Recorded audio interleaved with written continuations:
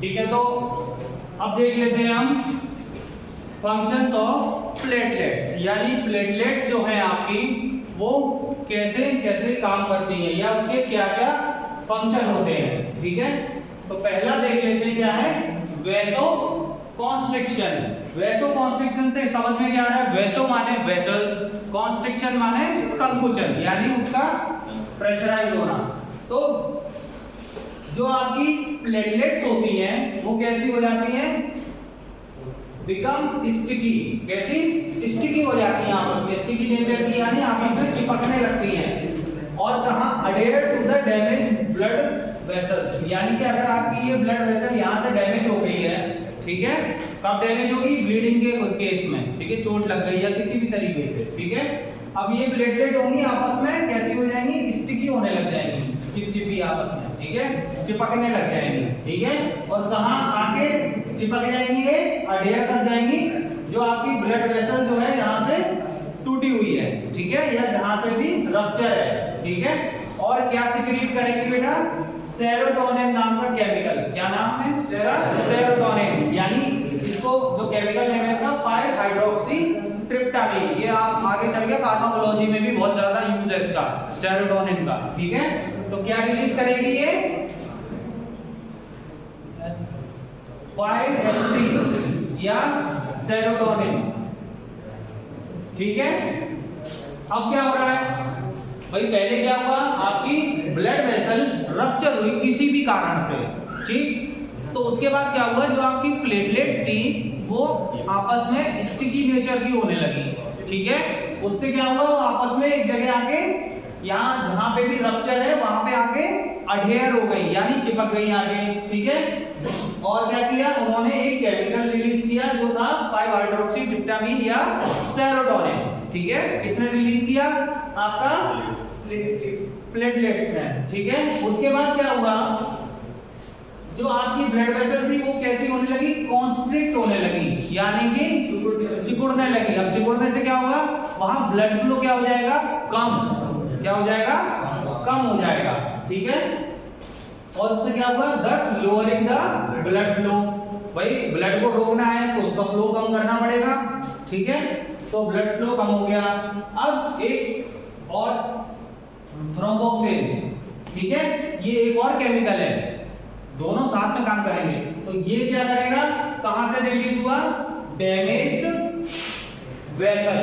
अब ये जो वेसल डैमेज हुई है यहां से भी थ्रोम्बोक्सिन रिलीज हुआ, ठीक है, अंदर से ही, ठीक है। और उसने क्या कर दिया, वैसोकॉन्स्ट्रिक्शन, उसने भी और कॉन्स्ट्रिक्शन पैदा कर दिया। तो ये दोनों मिलके क्या कर रहे हैं, प्लेटलेट क्या कर रही है, पहले तो स्टिक हो गई, उसके बाद उसने सेरोटोनिन रिलीज किया, उसने क्या किया, उस केमिकल ने कॉन्स्ट्रिक्ट कर दिया किसको, ब्लड वेसल को। और जो ब्लड वेसल टूटी हुई थी या रप्चर थी वहां से क्या हुआ, ये थ्रोम्बोक्सिन नाम का केमिकल रिलीज हुआ, उसने भी क्या किया, डैमेज ब्लड वेसल को क्या किया, उसका वैसोकॉन्स्ट्रिक्शन कर दिया। तो जो वैसोकॉन्स्ट्रिक्शन होता चला गया उससे क्या हुआ, जो आपकी ब्लड फ्लो था जो ज्यादा हो रहा था वो कम हो गया। तो इसी तरीके से आपकी ब्लीडिंग धीरे धीरे क्या होता है, रुकने लगती है। देखा है आपने, अगर अपनी चोबों के छोड़ दो, थोड़ी देर ब्लड निकलता है, उसके बाद थोड़ी देर बाद आपका निकलना बंद हो जाता है। ये प्रैक्टिकल हम करेंगे आने वाले टाइम में, ठीक है। चलिए समझ में आ गया वैसोकॉन्स्ट्रिक्शन कैसे हो रहा है, प्लेटलेट स्टिकी हो जा रही है, स्टिकी होके कहां आ जा रही है सारी, जहां आपकी ब्लड वेसल रप्चर हुई है, ठीक है। और क्या रिलीज कर रही है, 5-HT या सेरोटोनिन नाम का केमिकल रिलीज कर रही है, ठीक है। अब वो केमिकल क्या करा रहा है, वैसोकॉन्स्ट्रिक्शन करा रहा है, ब्लड फ्लो को कम कर रहा है। दूसरा, जो आपकी डैमेज ब्लड वेसल थी वहां से थ्रोम्बोक्सिन्स नाम का एक केमिकल रिलीज हो रहा है, वो भी क्या करा रहा है, आपका वैसोकॉन्स्ट्रिक्शन करा रहा है, जिसकी वजह से और भी ज्यादा ब्लड पहुंचना कम हो गया। तो धीरे धीरे ब्लीडिंग रुकेगी कि नहीं, ठीक है। चलो अब बात करते हैं प्लेटलेट प्लग फॉर्मेशन। लेकिन प्लेटलेट प्लग फॉर्मेशन से पहले हम बात कर लेते हैं ब्लड क्लॉटिंग की, कि क्लॉट कैसे बनता है, ठीक है। चलिए तो ब्लड क्लॉट, चलो ब्लड क्लॉट के पहले बना लेते हैं प्लेटलेट प्लग फॉर्मेशन। आप ये देख रहे हैं ये प्लेटलेट्स आपस में कैसी हो रखी है, स्टिकी हो रखी है या प्लग जैसा बना लिया है, ठीक है। तो इसमें क्या होता है, ये क्या है, एक तरह का पॉजिटिव फीडबैक मैकेनिज्म है, ठीक है, बॉडी के लिए क्या है, एक पॉजिटिव फीडबैक मैकेनिज्म। कैसे काम करता है, इसमें क्या होता है, जो प्लेटलेट्स होती हैं आपस में क्या कर जाती हैं, कंबाइन कर जाती हैं। यहाँ देखो स्टिकी हो रही थी ये, ठीक है, तो कैसे कर रही थी, क्या कर रही है, कंबाइन हो रही है आपस में, चिपक चिपक के, ठीक है, कंबाइन हो रही है। और क्या कर रही है, अट्रैक्ट कर रही है जो उसके आसपास से प्लेटलेट निकल के जा रही हैं। अब यहाँ पे ब्लड फ्लो है, ये प्लेटलेट्स हैं, ये यहाँ से निकल के जा रही है, तो ये क्या कर रही है, इसको अपनी तरफ अट्रैक्ट कर रही है कि आ जाओ इस जगह, यहाँ पर आपका बहुत ज्यादा काम है, ब्लीडिंग रोकनी है, ठीक है। तो प्लग बना रही है एक तरीके से, ठीक है। तो जहां भी आपकी साइड है जो डैमेज ब्लड वेसल्स है, ठीक है, वहां पे क्या कर रही है, ये आपकी अडेयर हो रही है सारी जाके, और जो उसके पास से निकल के जा रही है ब्लड प्लेटलेट्स, उसको भी क्या कर रही है, अपनी तरफ अट्रैक्ट कर रही है, ठीक है। तो उसकी वजह से क्या हो रहा है, और ये केमिकल और सिक्रीट कर रही है जो क्या है, एडीपी, एडेनोसिन डाइफॉस्फेट। क्या नाम है इसका, एडेनोसिन डाइफॉस्फेट, ठीक है। यही क्या करेगा, स्टिक कराने का काम करेगा, ठीक है। आपस में जो प्लेटलेट्स स्टिक हो रही हैं वो किसकी वजह से हो रही है, ये जो एडीपी आपका रिलीज हो रहा है, एडेनोसिन डाइफॉस्फेट, ठीक है, आपकी किससे, प्लेटलेट से। तो वही इसको कैसा स्टिकी नेचर का बना रहा है। तो वहां पे धीरे धीरे जो भी इसके आसपास आएंगी तो वो क्या हो जाएंगी, चिपकने लग जाएंगी, अडेयर होने लग जाएंगी, ठीक है। अब इससे क्या हो गया, एक टेम्परेरी सील बन गई। क्या बन गई, टेम्परेरी सील। जैसे कि पाइप फट जाता है तो क्या करते हैं, टेम्परेरी कुछ लगाने की कोशिश करते हैं उसमें कि थोड़ी देर के लिए तो हो जाए, तब तक प्लम्बर को बुला लेंगे, सीधी सी बात है। तो ये क्या हो गया, टेम्परेरी सील बन गई, ठीक है। तो इसी को क्या कहते हैं, प्लेटलेट प्लग फॉर्मेशन, ठीक है। कैसे हुआ कि आपकी जो भी रप्चर ब्लड वेसल थी वहां पे ये धीरे धीरे स्टिक होने लगे। स्टिक कैसे हो रहे थे, कि जो आपकी प्लेटलेट्स थी उन्होंने क्या किया, एडीपी रिलीज करना स्टार्ट किया, एडेनोसिन डाइफॉस्फेट। उसकी वजह से आपस में और भी ज्यादा ब्लड वेसल्स आने लगी वहां पे, सॉरी ब्लड वेसल्स में क्या आने लगी, आपकी प्लेटलेट सारी आके जो भी यहाँ से फ्लो के आ रही थी वो आपस में यहाँ पे स्टिक होने लगी। एक तो एक प्लग जैसा बना लिया, ठीक है। तो प्लग फॉर्मेशन इस तरीके से आपका हो जाता है, ठीक है। अब बात करते हैं ब्लड क्लॉटिंग की, इसकी ब्लड क्लॉटिंग की। ये आपका अलग एक टॉपिक है, ठीक है। उसमें आपको स्टेप बाय स्टेप सारा समझा दूंगा मैं, लेकिन अभी इसके फंक्शंस देख लेते हैं फिलहाल के लिए, ठीक है। तो ब्लड क्लॉटिंग क्या है, ब्लड कोएगुलेशन, ठीक है।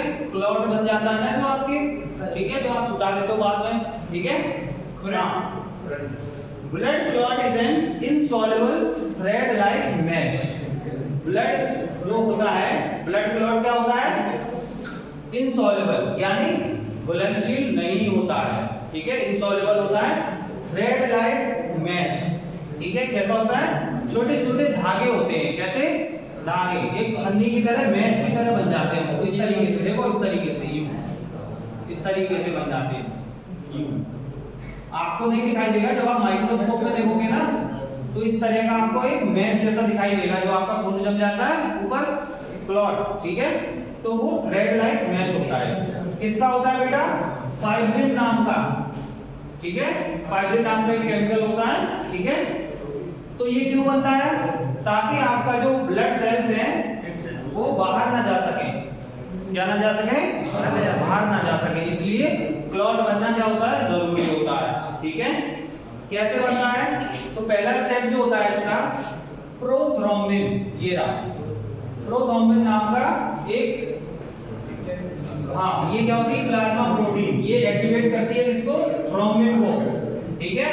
और थ्रोम्बिन क्या करता है, फाइब्रिनोजेन को एक्टिवेट करता है। फाइब्रिनोजेन क्या करता है, फाइब्रिन बना देता है, जो कि क्लॉट बन जाता है। ये बहुत शॉर्ट में है, ठीक है। क्या होता है, प्रोथ्रोम्बिन नाम का है ये किसको एक्टिवेट करेगा, थ्रोम्बिन। थ्रोम्बिन किसको एक्टिवेट करेगा, फाइब्रिनोजेन। फाइब्रिनोजेन किसको एक्टिवेट करेगा, फाइब्रिन। तो फाइब्रिन फिर वो धीरे धीरे आपस में क्लॉट बनने लग जाएगा, ठीक है। चलिए अब बात करते हैं फाइब्रिनोलाइसिस। अब आपने देखा होगा कि क्लॉट तो बन गया, किसके रूप में बन गया, फाइब्रिन, ठीक है। अब इसी का फाइब्रिनोलाइसिस, इसी को तोड़ना, इसको फाइब्रिन का जो क्लॉट बना हुआ है उसी को लाइसिस माने का क्या मतलब होता है, टू ब्रेक, किसी भी चीज का टूटना। ठीक है, तो अब क्लॉट तो बन गया, अब इसको टूटना भी चाहिए भाई। ठीक है, कैसे होगा, breakdown of clot and healing of damaged blood vessel is initial stage after the clot has formed। जब भी आपका क्लॉट बन जाता है, जैसे क्लॉट बन गया, यहाँ पे हमने क्या देगा, हमारा क्लॉट बन गया। ठीक है, तो क्या हुआ, क्लॉट हटने के बाद, ठीक है, जब क्लॉट होगा आपका ब्रेक डाउन हो जाएगा, तो उसके बाद जो आपकी ब्लड वेसल है ना, जो रप्चर हुई थी वहां पे पहले क्लॉट बन गया। अब क्लॉट बनने के बाद क्या होगा, उसकी जब क्लॉट हट जाएगा, फाइब्रिनोलाइसिस हो जाएगी, तो क्या होगा, वो ब्लड वेसल क्या होने लगेगी, हीलिंग की तरफ बढ़ने लगेगी। क्या होने लगेगा उसमें, हीलिंग। ठीक है, तो कैसे कैसे क्या होता है देखो, अब जो आपकी डैमेज्ड एंडोथेलियल सेल्स, यानी कि ये आपकी ब्लड वेसल्स है, ठीक है, इसके अंदर कौन सी लेयर है, ये लेयर है एंडोथेलियल लेयर होती है। कौन सी, एंडोथेलियल लेयर। ठीक है, तो ये एक एक्टिवेटर को रिलीज करती है, इसको कहते हैं प्लाज्मिनोजन। क्या क्या रिलीज करती है ये, प्लाज्मिनोजन। ये कैसी फॉर्म में होता है, इनएक्टिवेट होता है। ठीक है, ये क्या करता है, प्लाज्मिन एंजाइम में इसको कन्वर्ट कर देता है, एंजाइम। और एंजाइम का काम क्या होता है, किसी भी चीज को तोड़ना। ठीक है, अब क्या करें, ये प्लाज्मिन नाम का एंजाइम क्या करेगा, फाइब्रिन जो हमारा क्या था, ये क्लॉट, उसको ब्रेक डाउन करना स्टार्ट कर देगा। अब ब्रेक डाउन हो गया, अगर वो आपके ऊपर है तो आप ऐसे ही निकाल दोगे, लेकिन अगर बाई चांस वो अंदर है सेल के, सॉरी आपकी ब्लड में अंदर है, ठीक है, तो उस क्लॉट को क्या होगा, ये अंदर वाले को रिमूव कर दिया जाएगा। किस प्रक्रिया के द्वारा, फेगोसाइटोसिस। ठीक है, तो हीलिंग प्रोसेस स्टार्ट हो जाएगा आपका जब आपका क्लॉट रिमूव हो जाएगा। ठीक है, क्लियर, ठीक है। अच्छा, एक चीज और, जब आप देखते हैं डेंगू होता है तो प्लेटलेट्स कम हो जाती है, तो प्लेटलेट्स कम होने की जो प्रोसेस है उसको क्या कहते हैं, थ्रोम्बोसाइटोपेनिया। अगर किसी की प्लेटलेट्स कम हो गई है तो उसको क्या टर्म दिया जाएगा, थ्रोम्बोसाइटोपेनिया। चलिए, और तो कुछ नहीं बचा इसमें, हो गया, ठीक है।